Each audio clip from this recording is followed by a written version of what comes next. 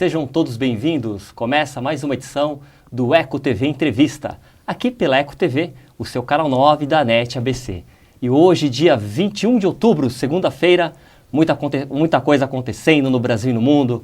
Daqui a pouco, às 14 horas, vai ter o leilão da Petrobras em relação ao pré-sal. As mídias hoje todas voltadas a esse assunto. E cá estamos nós também com um assunto bem interessante que queremos compartilhar com você. Lembrando que a partir de agora, você pode ligar aqui para a Eco TV pelo telefone 2379-4733 e participar de uma conversa interessante que eu estarei tendo aqui com um convidado bem bacana. Ele é bacharel em comunicação, pós-graduado em gerenciamento de risco e um expert aí no que diz respeito à iluminação pública. Veja só que tema interessante. É o que nós vamos falar, além, claro, de falar um pouco da trajetória profissional dele. Este é o tema que está na pauta aqui da Eco TV de hoje. Eu falo dele, Paulo Belotti. Tudo bem, Paulo? Como vai, Fábio? Prazer estar aqui. Que legal, é um prazer recebê-lo aqui, ok? Ô, Paulo, nós sempre começamos falando um pouco do perfil do convidado. Antes de entrar no assunto direto aí de serviços de iluminação pública, um serviço muito importante para a nossa sociedade, fala um pouco do Paulo Belotti. Você é bacharel em comunicação, Isso. Marketing. Eu sou pós-graduado em gerenciamento de risco, né? De crédito e mestrado em marketing. Na verdade, a minha carreira toda foi dentro do mercado financeiro, bancos, administradoras de cartões, seguros, etc. E aí depois no mercado financeiro me seduzi pela iluminação pública. Foi assim que esse tema surgiu foi através do mercado financeiro? Você se interessou, foi parar nesse... O mercado financeiro, ele traz muitas oportunidades, porque qualquer atividade hoje industrial, qualquer atividade de porte industrial ou comercial, ela precisa de linhas de crédito, precisa de apoio, geralmente dado pelos bancos que hoje investem em vários tipos de empresa com esse perfil.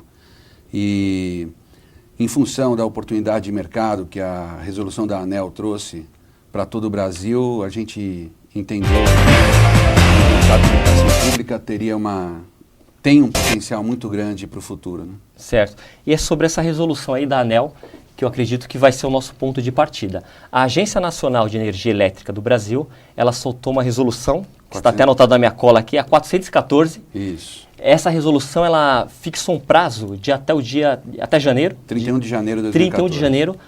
Os municípios, eles precisam ter a sua própria...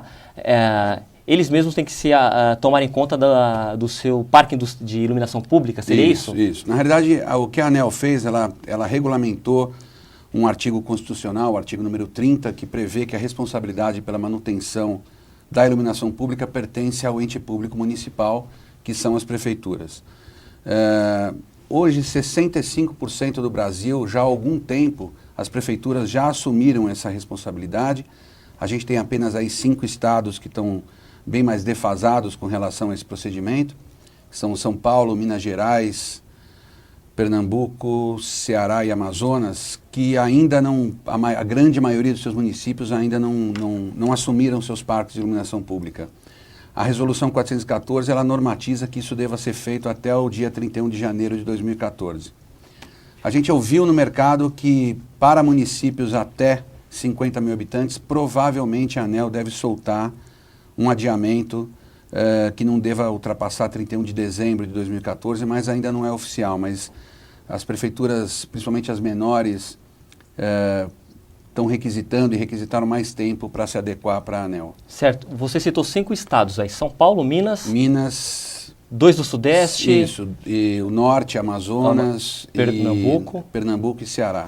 Esses estados que não tomaram essa atitude ainda, isso reflete algum descaso ou não é bem por aí? O que seria? Por que ainda não tomaram essa atitude? Cada caso é um caso. Na realidade, é difícil você avaliar o porquê que isso não aconteceu. Isso também não está no âmbito estadual, isso está no âmbito dos municípios. Né? A resolução da ANEEL ela foi publicada em 2010, já passou por 2 adiamentos. O último prazo era esse, 31 de janeiro. E as prefeituras... já teve 2 adiamentos. Já tiveram 2 adiamentos. E as prefeituras tiveram até o dia 31 de janeiro, ou terão até o dia 31 de janeiro de 2014, para poder se adequar a essa regulamentação. Então, não há nenhuma má vontade ou nenhum critério de ninguém. É apenas Algumas já se adaptaram, outras ainda não. Ô Paulo, e como isso afeta o orçamento das prefeituras, na sua visão? Essa é a grande preocupação. Na realidade, os prefeitos todos buscaram esse adiamento e estão buscando por soluções, porque de fato a assunção do parque de iluminação pública vai refletir num aumento importante de custos para a prefeitura. Hoje, as prefeituras cujos parques de iluminação são geridos e mantidos pelas concessionárias distribuidoras de energia, elas pagam a tarifa B4B pelo consumo de energia. Essa tarifa ela já embute, já tem dentro dela um determinado valor percentual que responsabiliza as concessionárias distribuidoras pelo trabalho de gestão e manutenção. O que vai acontecer é que quando esse parque for transferido para as prefeituras, ao invés de pagar a tarifa B4B, elas irão pagar a tarifa B4A, que é aproximadamente 9% mais barata do que a B4B. É mais barata? É mais barata. O custo da energia vai reduzir em aproximadamente 9%. O problema é que o custo para se gerir e manter o parque de iluminação pública é muito maior do que esses 9%. Então, algumas prefeituras terão o seu orçamento, o seu gasto com iluminação pública praticamente dobrado ao assumir esse parque de iluminação. E isso, sem dúvida alguma, para aquelas prefeituras que têm problemas orçamentários, que a gente sabe que é o grande caso no país, isso vai refletir num aumento considerável das despesas. Entendi. Ô Paulo, e na sua visão, na sua experiência, como as prefeituras devem agir para enfrentar esse custeio que eles não estavam contando, enfim, estava tendo esses adiamentos, enfim, mas agora é uma realidade. Tem um prazo até 31 de janeiro de 2014. Então, como enfrentar esses custos? Bom, a lei prevê que os municípios podem instituir uma cobrança de um tributo, que é a contribuição de iluminação pública, que alguns chamam de CIP, outros chamam de TIP, outros de COSIP, enfim. E essa cobrança ela é paga, infelizmente, na conta de luz pelos assinantes do serviço, pelas ligações, sejam consumidores, residenciais, comerciais ou industriais. A CIP é um dinheiro carimbado, quer dizer, toda a arrecadação da CIP ela só pode ser utilizada com gestão, manutenção e melhoria de iluminação pública. O que inclui também o pagamento da conta de energia de iluminação pública. Então, essa tarifa, esse imposto criado pelos municípios é a única saída de incremento orçamentário para você fazer frente a essa despesa. O que a gente sabe é que nenhum prefeito gosta de criar imposto, né? A gente conversa com muitos deles e vê que existe uma resistência natural. Aqueles que não conseguirem criar os impostos, infelizmente vão ter que achar recursos do orçamento para poder fazer isso, o que é um desafio. E o que a gente considera a solução mais adequada para isso é que os municípios se reúnam em consórcios de iluminação pública. Existe um exemplo no país, já há quase 8 anos, no estado de Alagoas, que começou com 16 ou 18 municípios há 8 anos atrás, e hoje reúne 72 municípios. Municípios muito pequenos, de pequenos para médios. E hoje todos eles têm um nível de atendimento para a população de iluminação pública bastante eficaz. Certo. O que o consórcio traz de resultado, de benefício efetivo para as prefeituras? É a única forma de, através do ganho de escala, eles reduzirem o custo dos insumos de iluminação pública. E, evidentemente, se você compra um caminhão que atenderia para cada uma das cidades, por exemplo, na realidade, com uma estratégia de logística, um caminhão passa a atender 3, 4, 5, 6 cidades com um investimento só. Então, na realidade, a solução do consórcio ela é real, porque ela reduz drasticamente os custos de gestão, Entendi. Manutenção e aquisição de insumos das cidades. Certo. Então, o consórcio municipal, principalmente para essas pequenas cidades, os municípios de menor porte, seria a saída mais lógica? Para a redução de custo, é a única saída, eu não consigo enxergar outra. Quer dizer, existe um estudo feito por uma das associações de municípios do Brasil, em que ele diz o seguinte, o custo mensal por ponto de iluminação, né, por poste, dentro da tarifa de energia hoje, a concessionária estaria recebendo algo como R$2. Se você contratar uma empresa terceira especializada nesse serviço, esse custo giraria em torno de 10 a 12 reais por ponto. E se um município for fazer isso por meios próprios, equipe própria, processos licitatórios de aquisição de materiais, etc., equivaleria a mais ou menos R$ 25 por ponto. Então, como assumir pelas próprias forças ficaria muito caro para os municípios, a única maneira que sem afetar o bolso sem afetar o bolso do consumidor, a única solução é se reunir em consórcio para que você consiga fazer compras compartilhadas e, portanto, ganhar no volume de escala das compras e poder pagar mais barato pelos insumos. Ok. Eu estou aqui com o Paulo Belotti, um especialista em iluminação pública. E eu fiz uma anotação aqui, Paulo, eu quero compartilhar agora com o telespectador, que, como eu falei, hoje é dia 21 de outubro, e no dia 21 de outubro de 1879, eu anotei aqui na minha colinha, Thomas Edison inventou a primeira lâmpada elétrica, feita com filamento de carvão, que ficou acesa por 45 horas. Sua invenção vinha de seu desejo de fazer pequenas lâmpadas que pudessem ser usadas no lar, como substituto do gás, principal meio de iluminação naquele tempo. E olha só que engraçado, não foi combinado, eu pesquisei isso aqui hoje, 134 anos depois estamos aqui falando sobre iluminação pública. Em relação ao Thomas Edison, essa parte mais de história, você leu também sobre isso, você tem alguma observação, já que estamos aí seguindo a invenção, o pensamento do nosso ilustre inventor? Na realidade, você vê como os inventores são importantes para a humanidade, né? 134 anos que ele inventou a lâmpada e hoje nas nossas casas a gente ainda utiliza conceitualmente o mesmo tipo ainda é utilizado? Que é o filamento incandescente, né? Que é a lâmpada comum que a gente utiliza hoje. Inclusive ela está com os dias contados. O governo vem fez uma legislação pertinente ao caso e até 2020, se não me falha a memória, as lâmpadas incandescentes não vão mais poder ser comercializadas no país. Elas serão substituídas? Serão substituídas por lâmpadas mais eficientes, mais ecológicas, mais econômicas, né? Exemplo, a LED.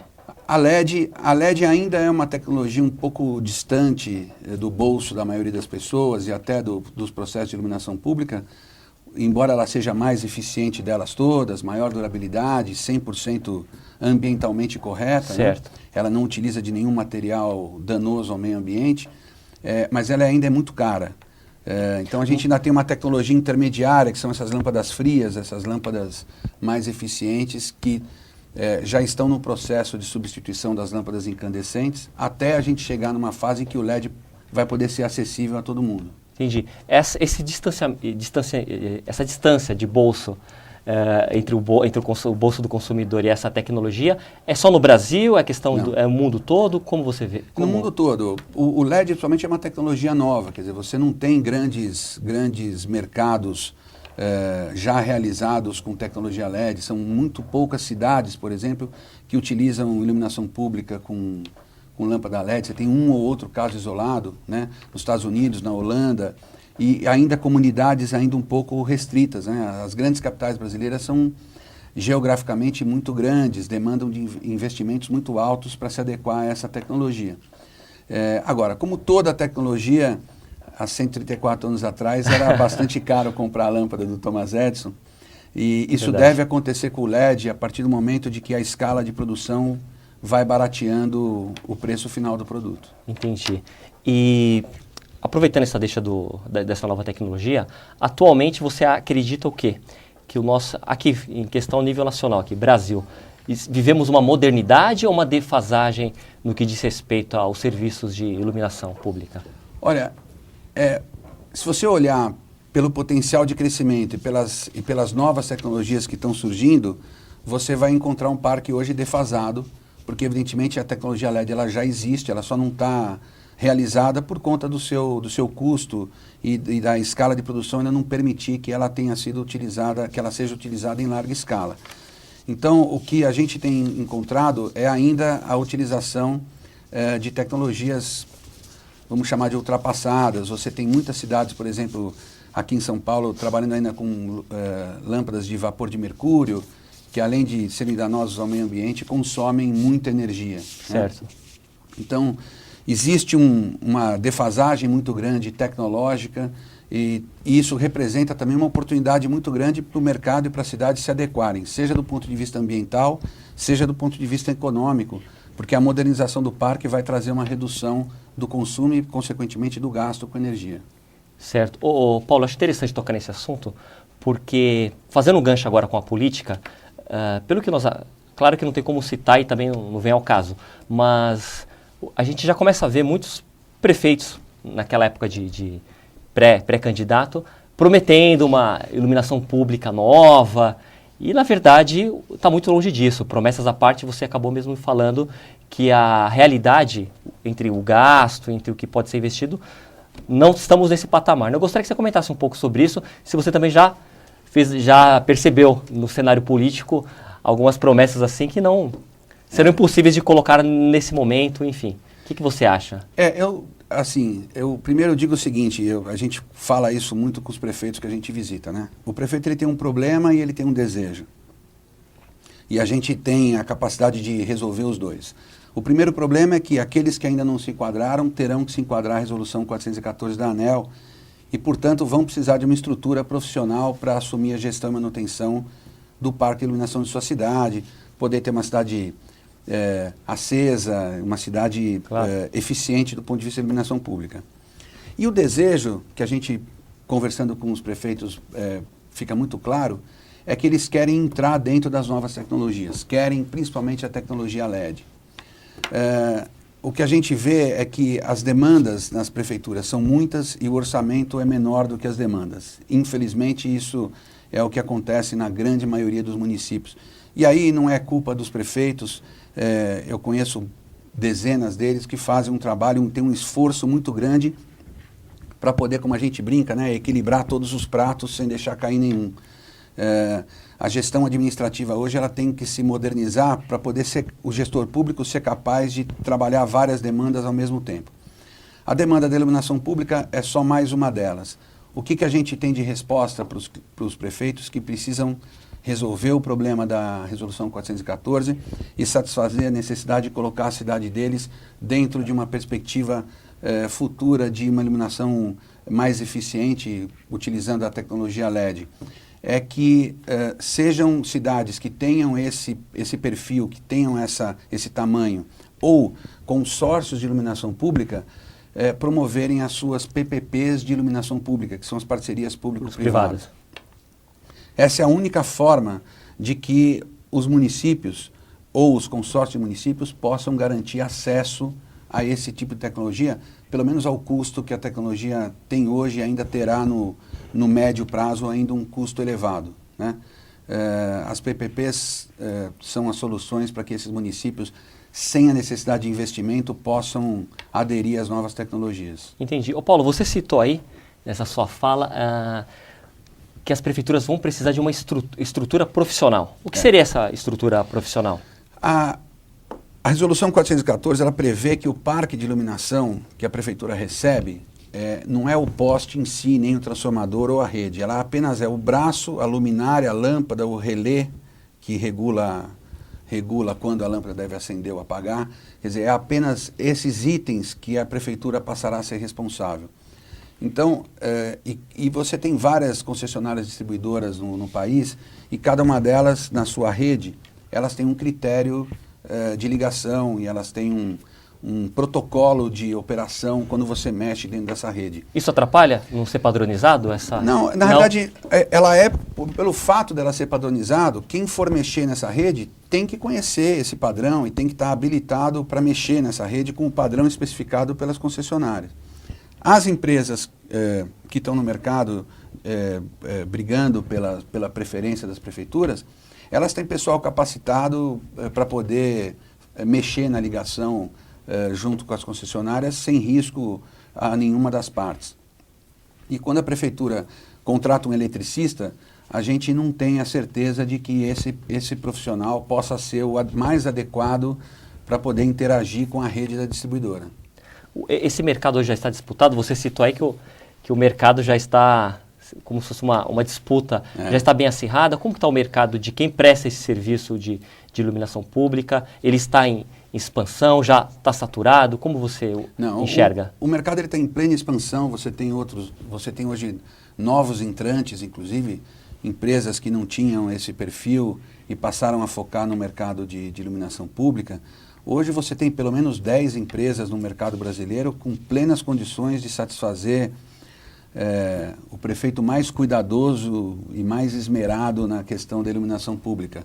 E o mercado ele é muito grande. Se você considerar São Paulo com 643 municípios aproximadamente, Minas com 800 e tantos municípios, você tem um mercado bastante grande ainda para ser explorado, então tem mercado para todas as empresas. O que a gente sempre busca é que as empresas se profissionalizem, aqueles que queiram entrar nesse mercado, se profissionalizem e passem a atuar de uma forma responsável, como até hoje o mercado tem atuado. Entendi. Ô Paulo, só para ir pontuando aqui a conversa, então, ou seja, é praticamente impossível o município, agora com essa resolução, começa no dia 31 de janeiro de 2014, é impossível ele por si só se autogerar, se tomar conta do seu parque industrial de iluminação pública. É difícil, ainda mais quando for um município pequeno. Para os grandes centros urbanos, a história pode ser outra? Como seria isso? Na realidade, não é que é impossível, mas se você for olhar o custo por ponto, quando isso é gerido e mantido pelo ente municipal, e aí independente do tamanho dele, ele vai representar um custo por ponto maior do que se ele contratasse uma equipe terceira. A outra, e aí a preocupação maior, é que quando você contrata uma empresa terceira, você tem um contrato com metas de performance. Então, por exemplo, uma prefeitura contrata uma empresa e determina que qualquer atendimento solicitado por um cidadão tenha que ser respondido em até 24 horas, por exemplo. Que o índice de apagamento da cidade não seja superior a 1%. Então, a partir do momento que o contrato com a empresa determina esses padrões de performance, sempre que eles não são atingidos, seja no rompimento do contrato e na busca por um outro fornecedor, ou em multas que sejam revertidas para a própria prefeitura. O que isso não acontece quando a prefeitura faz por seus próprios meios, porque você não consegue, por exemplo, demitir um funcionário público que tem estabilidade. Sim. Não importa se ele não foi trabalhar, se ele fez um serviço inadequado, se ele maltratou a população, quer dizer, você não tem ferramentas de gestão para que você consiga se certificar de que você vai prestar um serviço adequado para a população. Essa é a diferença básica entre os dois. E na hora em que você analisa os custos, o custo individual por ponto a ser feito pela prefeitura será mais caro do que contratar uma equipe terceira. Esse é o grande, acho que o grande embate que nos próximos 2 anos vai tomar conta desse mercado nosso. Então, ou seja, a terceirização seria um caminho também? Assim, a gente até pode estar sendo acusado de puxar a sardinha para o nosso lado, mas isso é um fato, quer dizer, o parceiro privado, quando ele é bem regulado, quando o contrato tem regras claras, quando existem proteções claras do serviço e protegendo a prefeitura de alguma ação inadequada do contratado, é a melhor maneira de você supervisionar um serviço, né? Essa é uma experiência que a gente não enxerga só na questão da iluminação pública. Hoje você tem grandes estradas, né, que são administradas por parceiros que ganharam as concessões e que fizeram os investimentos necessários para que você, embora tenha que pagar uma tarifa de pedágio, do outro lado você tem um serviço, uma estrada sem buraco, com mais segurança, com atendimento ao usuário, etc. e tal. Mesmo com essas vantagens, ô Paulo, você vê também que a terceirização na sociedade de modo geral, ela ainda também causa muita polêmica, muitas pessoas preferem o caminho estatal, enfim. O que você acha? Qual a sua opinião? Por que a terceirização também não se apresenta de uma maneira tão atraente para a sociedade de modo geral? Apesar que muitos gostam, mas, como eu disse, ela divide muitos setores ainda, né? A gente está vendo isso hoje, né? Como você começou o programa falando da questão do leilão de Libra lá no pré-sal, onde você tem uma série de classes e pessoas que estão bradando, que estão entregando o patrimônio nacional para alguém. E se você vê a regra do leilão, ela é bastante clara, que a Petrobras é no mínimo sócia em 30% de tudo aquilo que tudo aquilo que alguém se candidatar a explorar. Então, quer dizer, o recurso ele continua nacional, ele continua do povo brasileiro. A única coisa que você está permitindo é que o grande volume de investimento necessário para que você explore essa riqueza não saia do cofre público, não saia do imposto que todos nós temos que pagar, mas que venha de um parceiro privado que vai investir para isso. Não existe nada mais transparente do que um processo desse. Da mesma forma, quando você estabelece uma concorrência pública para a escolha de uma empresa terceirizada pela prefeitura. É um edital, o edital é absolutamente amplo, todas as empresas do mercado que tiverem interesse se habilitam a participar, isso é amplamente fiscalizado pela prefeitura, pelo Tribunal de Contas, pelo Ministério Público, quer dizer, não tem nada escondido, não tem nada por trás de nada. Então, eu acho que hoje o Brasil atingiu um nível de transparência que permite que você diga, quando você tem um processo licitatório, ele é um processo que vai escolher o melhor para a cidade. E é isso que o gestor público deseja.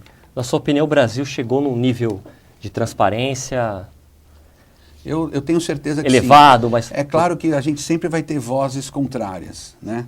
E nos últimos meses a gente tem vivenciado isso na mídia, com diversas manifestações.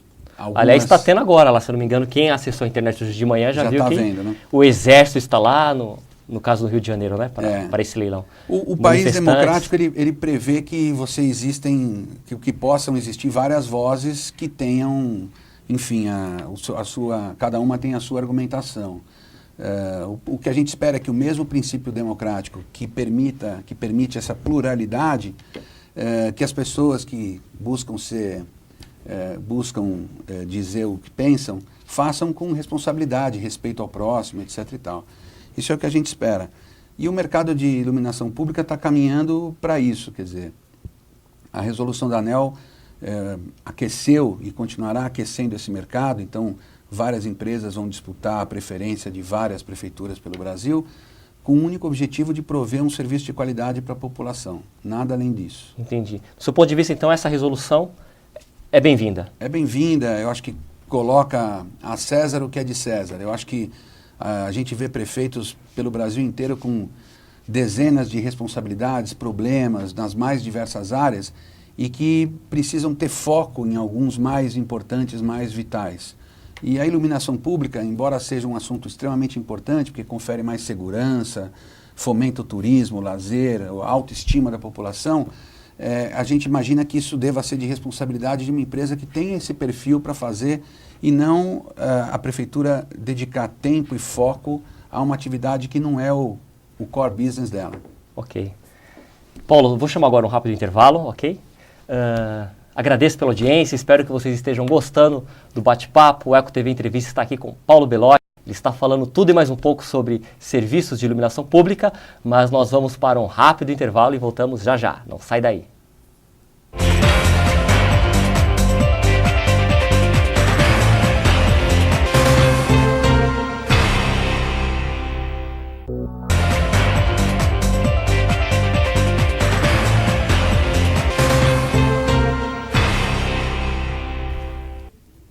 Ok, voltamos. Eco TV Entrevista aqui com Paulo Belotti falando sobre serviços de iluminação pública.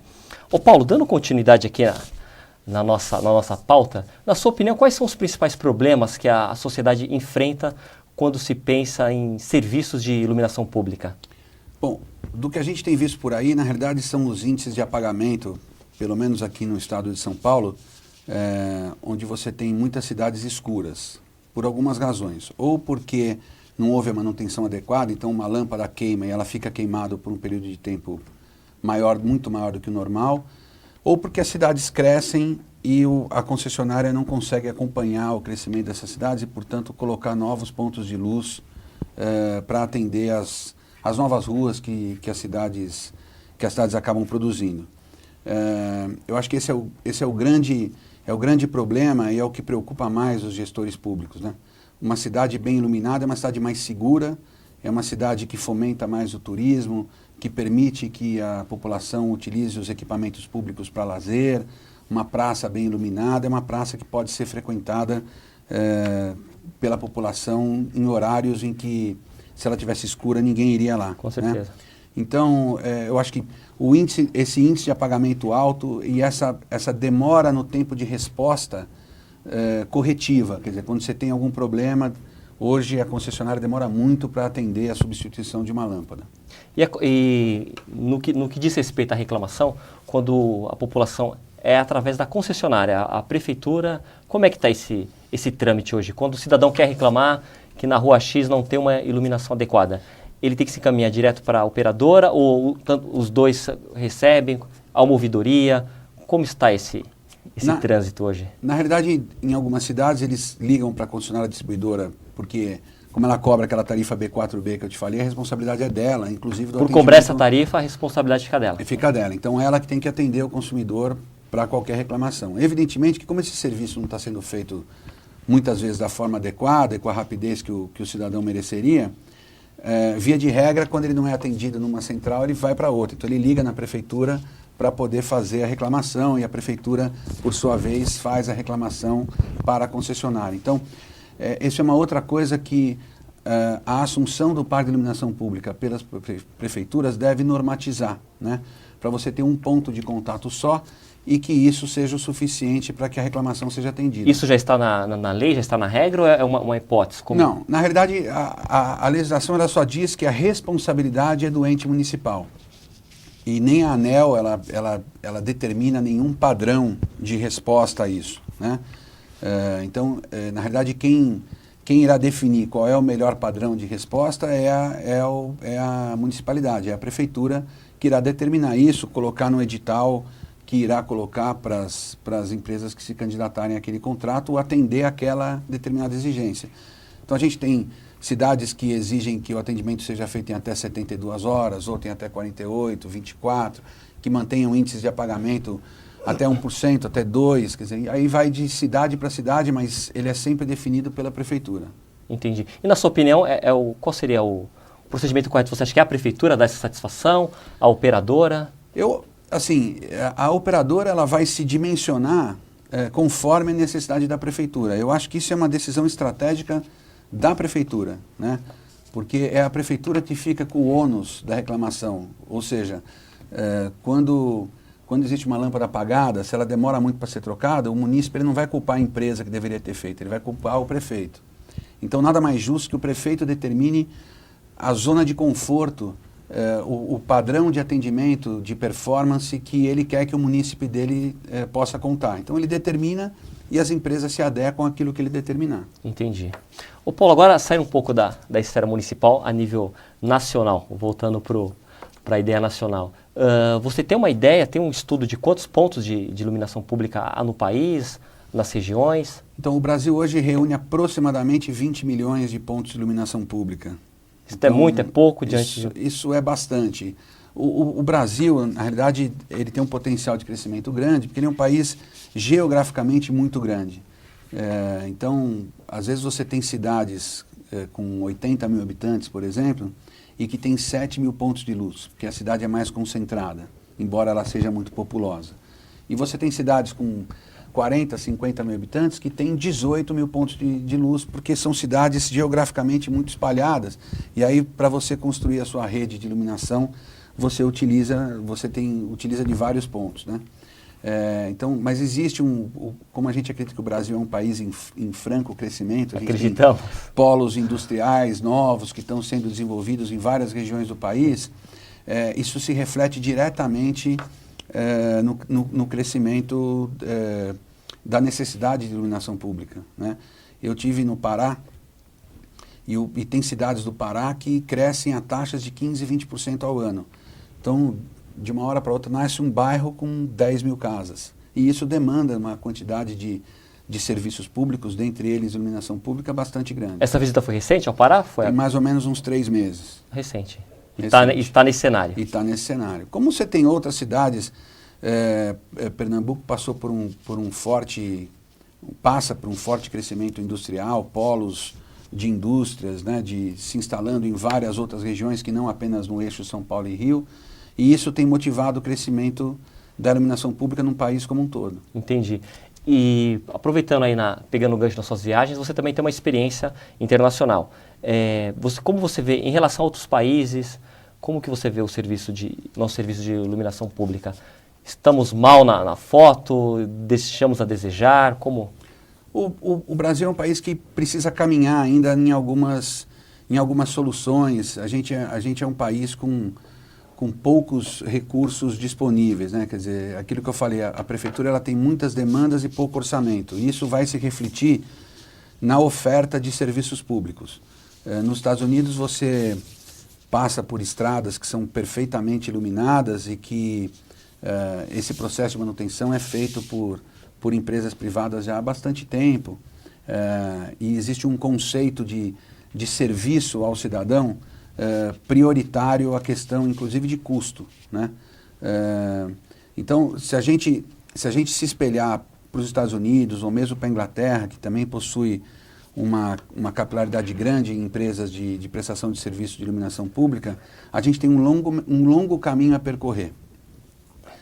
Enquanto isso ficar no âmbito municipal ou no âmbito de empresas cujo core business não é a iluminação pública, é a distribuição de energia, você não consegue ter foco naquela tarefa. Então, toda tarefa sem foco ela é uma tarefa que ela, no mínimo, não vai ser eficiente. É por isso que a gente não está no mesmo patamar de países como Estados Unidos ou Inglaterra, mas certamente com a resolução da ANEEL, com o tempo, a gente vai caminhar a passos largos para isso. Entendi. Então, agora com essa resolução, você acredita que hoje ainda deixamos muito a desejar, porém com essa resolução caminhamos aí para um cenário melhor no que diz respeito ao serviço de iluminação? Eu não tenho dúvida. A reunião das pequenas cidades em consórcios, ela deve causar o primeiro efeito de redução de custos para as cidades e permitir que elas contem com estruturas profissionais para tratar da iluminação pública. E o advento das parcerias públicos-privadas também vai permitir que pequenas, médias e grandes cidades se adequem às novas tecnologias, o que vai fazer com que a gente chegue próximo ao que a gente encontra em outros países. Ok, esse é o Eco TV Entrevista, estamos aqui com Paulo Belotti. E aproveitando aqui, deixa eu dar um recado aqui, que você pode participar. Isso, ligue e participe pelo 2379, está aí na tela, 2379-4733, e participe aqui do bate-papo. E por falar em participar, já temos aqui 2 ligações. Estou com a Marisa de Mauá.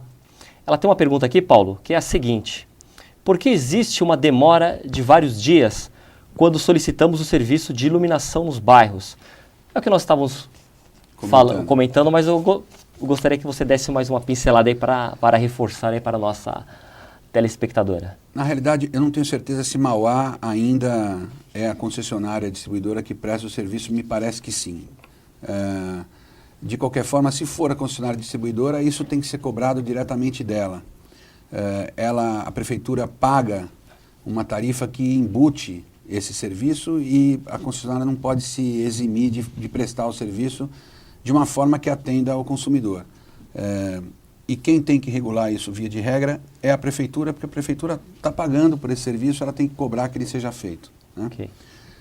Se for uma empresa privada, ela provavelmente deve ter uma central de atendimento ao usuário e ela deve justificar à prefeitura o porquê que ela não tenha feito isso, né?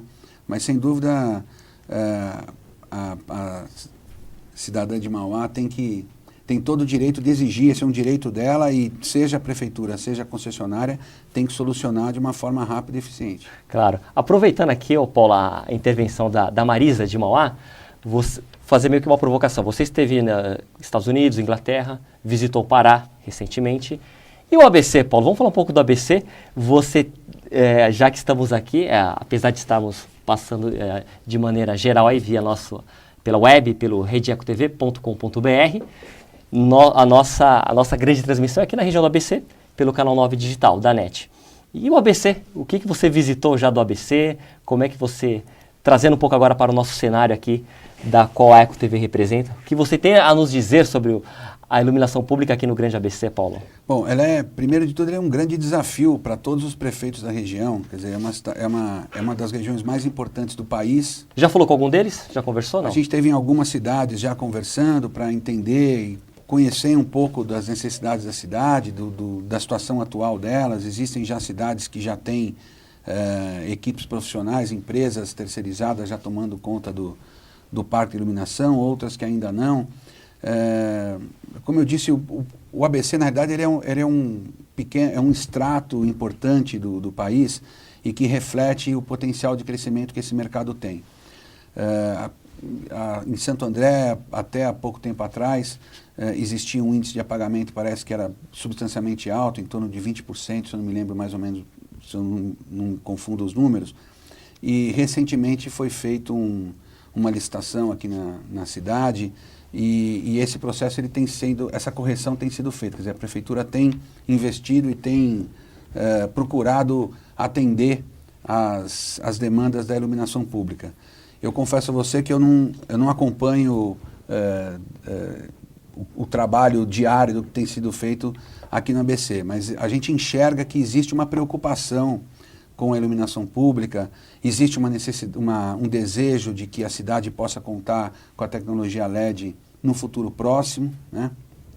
E a gente acha que isso vai representar um movimento no mercado importante, porque é uma região muito populosa, com muitos pontos de luz e que representa um potencial para qualquer empresa que queira participar desse processo, um potencial bastante interessante. Entendi. Só fazer um registro jornalístico, já que você citou Santo André, que você viu que já está tendo uma movimentação, mesmo porque, pelos acompanhamentos aqui que nós acompanhamos na parte do dia a dia das cidades, em questão, o que eu falei dos prefeitos que colocaram na pauta de suas pré-candidaturas alguns problemas, Santo André foi um exemplo. O prefeito Carlos Grana colocou, durante a sua pré-candidatura, melhorias no setor de serviço de iluminação pública.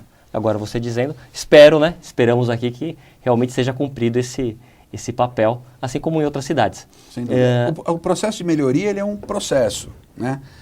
Quando a demanda é muito grande, você implica num tempo um pouquinho maior para você solucionar aquilo. Né? Paulo, esse tempo é muito longo, porque às vezes a gente, até pensando no telespectador, no consumidor, processos, longo prazo, mas você também não acredita que essa falta de pontuar, olha, ano tal, estará tudo normalizado? Como, por exemplo, você citou que a Agência Nacional de Energia Elétrica teve 2 adiamentos e agora tem o dia 31, não passa mais disso, é o fato. Você também não acha que as prefeituras também tinham que ter essa noção de... Porque às vezes fica muito nesse diálogo de longo prazo. Mas o que seria o longo prazo, né? Qual a sua opinião sobre isso? Se você também acha que a população acaba também se irritando e também tem lá suas razões. Não tenha dúvida. A demanda por serviços de qualidade nas prefeituras, ela não é exclusiva da área ou do mercado de iluminação pública. Então, o prefeito ele tem que olhar para uma série de necessidades e, evidentemente, às vezes você não consegue dar a mesma prioridade para todas elas. Existe uma característica básica, principalmente quando você terceiriza alguns processos, né, é que você tira da frente o dia a dia dele. Então isso te liberta para você fazer outras coisas. Né? Por isso que a gente acredita que o caminho das cidades é encontrar um parceiro privado que possa assumir a responsabilidade pela gestão e manutenção de iluminação pública e, num passo posterior, possa representar um investimento que a cidade precisaria para poder se adequar às novas tecnologias. Né? A gente acompanhou que Santo André tem um desejo de entrar na tecnologia LED, isso é uma questão que o prefeito pontuou já desde a campanha, né? Mas você não consegue fazer isso da noite para o dia. Para você, primeiro que o volume de investimento para você trocar um parque como o de Santo André, ele é extremamente alto. Apenas para aquisição, fora para você fazer o processo de implantação. E quando você, então, vai recorrer a uma parceria público-privada, isso demanda prioritariamente um estudo de modelagem financeira. Esse estudo ele é feito por qualquer entidade que se habilite a fazê-lo. É um estudo caro e ele demanda um período de... Qualquer entidade que se habilite a fazê-lo. Isso é bom, é positivo? Não, ele é positivo. A prefeitura tanto pode fazer um chamamento público, como fez a Prefeitura de São Paulo semana passada, onde ela fez um chamamento público para a PPP de iluminação pública da cidade de São Paulo. Se eu não estou enganado, talvez seja o primeiro do país a ser feito, certamente o primeiro de uma grande capital. Eu acho esse fato um fato absolutamente relevante, que mostra um norte, mostra que os prefeitos estão preocupados com a questão de iluminação pública e mostra que entenderam de que os orçamentos municipais têm limitações e que a parceria com uma empresa privada, com um parceiro privado que viabilizará e que fará o investimento necessário, é a única forma de viabilizar a entrada das nossas cidades para as novas tecnologias de iluminação pública. A gente precisa entender o seguinte, a nova tecnologia ela só não garante uma cidade mais bonita, mais eficiente, melhor, mas ela garante uma cidade sem riscos ecológicos, sem materiais tóxicos e principalmente com uma economia brutal de energia, que pode chegar até a 60%, às vezes até mais, dependendo do parque anterior da cidade. Então, a gente precisa ter é difícil você pedir para a população esperar. Eu entendo, porque quando a gente está do outro lado, do lado de lá da câmara, das câmeras, a gente também é um membro da população e a gente sofre as mesmas angústias. Mas, infelizmente, você não consegue fazer tudo ao mesmo tempo. Evidentemente que o planejamento ele tem que ser algo constante dentro das prefeituras e certamente o prefeito de Santo André deve ter isso claro na mesa dele para poder realizar as metas que ele definiu. Ok, e por falar em Santo André, e falando em Santo André, nós temos aqui mais uma ligação da Sônia de Santo André. Obrigado, Sônia. Por que os bairros Vila Maria e Santa Cecília estão com problemas de iluminação? Olha só, o nosso convidado aqui já deixou bem claro que está entrando agora, conhecendo mais a região do Grande ABC, mas deixamos aqui o registro. Acredito que segue essa linha que você acabou de explanar de uma maneira bem bacana, né? É algo que a longo prazo, o prefeito faz aquela promessa de campanha e quando vai na hora de realizar, não tem essa facilidade, mas também falta um pouco de estar dialogando, né? De estar explicando, pontuando. Existe, às vezes, um caso como esse, eu não sei qual é o tipo de falha que existe na rua dela, mas a gente costuma encontrar, por exemplo, a prefeitura ou a concessionária instala uma luminária, por exemplo, que em vez de ser de vidro temperado, que é um pouco mais caro, ela coloca de material plástico, né? O que acontece com o calor da lâmpada, ele vai com o tempo, em 6 meses, às vezes 1 ano, aquele material plástico ele embaça. E quando ele embaça, a lâmpada lá está consumindo energia, está produzindo a mesma luz que ela deveria produzir, mas ela não está gerando eficiência de luz na rua, porque o embaçamento da lente acaba bloqueando o fluxo luminoso. E aí a população diz o seguinte, pô, a rua está mal iluminada. Na realidade é porque se optou por uma luminária com preço menor, ao invés de uma luminária com preço um pouco maior, mas que você não teria esse tipo de problema. Esse tipo de avaliação, olhando para a rua, para as necessidades daquela via, etc. e tal, que tipo de luminária, que tipo de poste, ele só pode ser feito por uma empresa que domine essa experiência, que entenda desse assunto. E que não é papel da prefeitura entender desse assunto. Sim. É por isso que a gente coloca nas prefeituras que a gente visita um item muito importante, que é você elaborar um plano diretor de iluminação pública. Esse plano diretor ele olha para as necessidades da cidade, buscando uma padronização da iluminação pública conforme cada tipo de via. Então, por exemplo, você tem vias, grandes avenidas. Grandes avenidas precisam de uma intensidade de luz diferente, de uma altura de poste diferente, de uma distância entre postes diferentes. Vias arteriais, ou vias coletoras, ou vias de pouco tráfego, cada uma delas vai demandar um tipo de potência de lâmpada, um tipo de altura de poste, um tipo de distância entre postes. E isso tudo deve ser colocado dentro de um plano diretor de iluminação pública. Esse plano, ele é entregue para a cidade e não importa a empresa que vai fazer o serviço, ele é uma diretriz de como deverá funcionar a independente de quem for executar. Esse é um plano que você faz em 30, 60, 90 dias, depende do tamanho da cidade, mas que ele é extremamente importante porque ele dá um norte, ele dá a diretriz do que aquela cidade Aqui em Santo André, por exemplo, fazer um plano desse, quanto tempo você acredita? Aproximadamente uns 90 dias, é uma cidade bastante grande. Ele pode ser até feito concomitante ao trabalho de gestão e manutenção, que já está sendo feito, né? Mas a gente acha que é de suma importância que ele seja feito não só por Santo André, mas por qualquer cidade que queira entender a sua iluminação pública, que queira determinar a sua diretriz não importa qual seja a próxima gestão, não importa qual seja a empresa que vai cuidar da iluminação pública. Claro. Ô Paulo, pelo que você falou, esse estudo é muito importante. Agora, na prática, muitas cidades estão colocando... Existem algumas cidades que demonstraram bastante interesse em fazer, o que deixa a gente feliz. Né? Demonstrar interesse, mas... Não, é que é um processo de convencimento, é um processo eles não foram convencidos, apesar de todo... Não, assim, existe, o processo de convencimento, ele pode chegar ou no convencimento ou no não convencimento. A gente tem tido uma taxa de sucesso relativamente boa. Certo. A gente precisa entender, porque às vezes é fácil você olhar para o lado de lá e falar, pô, ele deveria fazer isso dessa forma e está fazendo daquela. Mas a gente não está dentro do sapato do outro, né? Então, a gente já está feliz pelo fato de muitos prefeitos já terem sinalizado de que entenderam a importância de ter um plano diretor.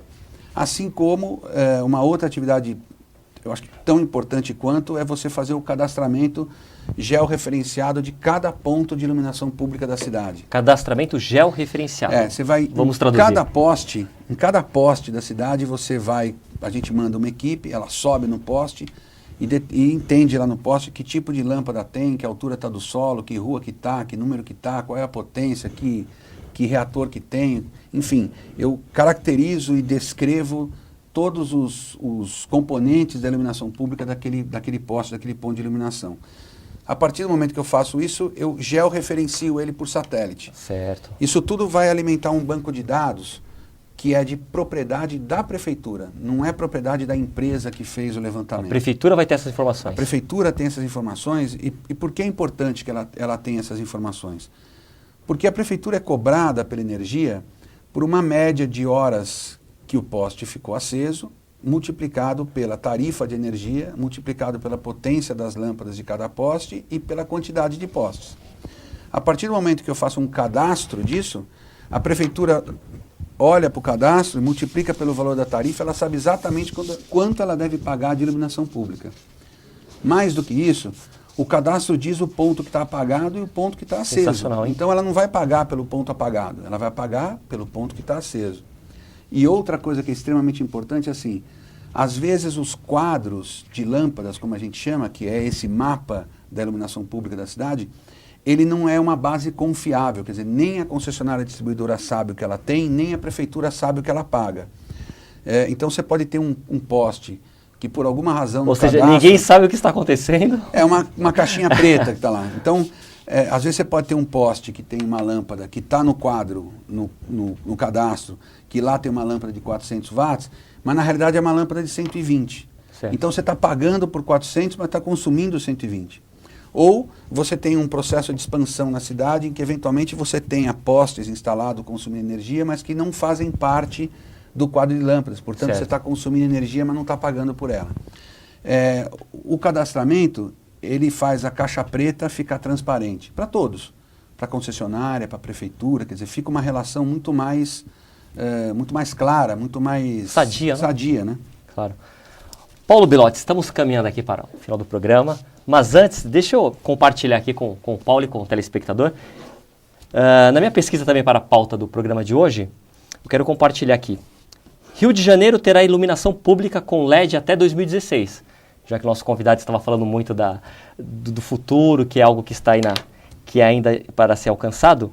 O que eu achei interessante, Paulo, olha, é aqui, a iluminação pública do Rio de Janeiro deve ser constituída completamente pela tecnologia LED até 2016, né? Segundo reportagem da Agência Brasil. Deixa eu pular, não temos tempo, deixa eu só ler aqui o que eu achei interessante até que você é um cidadão do mundo. Uma das responsáveis pela ação é a ONG R20. Sabe quem comanda a ONG R, Paulo? O Arnold Schwarzenegger. O Arnold Schwarzenegger, ou seja, você tem um astro de Hollywood também seguindo aí o seu mesmo ofício aí. O que você acha dessa? Na realidade, o Arnold é uma pessoa muito engajada na questão ambiental, né? E quando foi governador da Califórnia, deu fortes mostras de que e preferência por tecnologias sustentáveis, que a Califórnia enfrentava, principalmente nas suas principais cidades, como Los Angeles, altos índices de poluição e etc. e tal. Então, a gente bem recebe, né, essa notícia. Eu acho que todas as cidades... Ainda mais o Rio agora se programando aí para as Olimpíadas, claro, e poder estar se adequando a isso. É um investimento alto, Tomara que além das lâmpadas de LED ele traga o investimento necessário para que a cidade possa fazer isso. E a cidade de São Paulo, ela também, eu acho até que está talvez um passo na frente, por já ter feito um chamamento público na semana passada, com o objetivo não só de trazer a tecnologia LED, mas outras tecnologias bastante interessantes, como telemetria e smart grid, que São Paulo tem o desejo de contar nos próximos anos. Olha, Paulo, agradeço a sua participação. Felizmente estamos caminhando aí para o final do programa. Não temos tempo para mais nada, mas o assunto é de extrema importância para o desenvolvimento social, enfim, eu acredito, para o bem-estar da sociedade. E já fica o convite aqui para um futuro em breve que você possa e trazer já com uma amostra aqui que as prefeituras, enfim, que aceitaram, ou pelo menos que estamos aí bem encaminhados no que diz respeito à iluminação pública. Eu agradeço mesmo a sua participação. Eu que agradeço, Fábio. Okay? Muito obrigado. Ok, esse foi o Eco TV Entrevista. E para encerrar, deixa eu deixar aqui a frase que eu me inspirei aqui no convidado de hoje. Uma frase de reflexão. Não há ideia nem fato que não possam ser vulgarizados e apresentados a uma luz ridícula. Quem disse isso? Dostoiévski. Eco TV Entrevista, Eco TV é melhor assistir. Obrigado.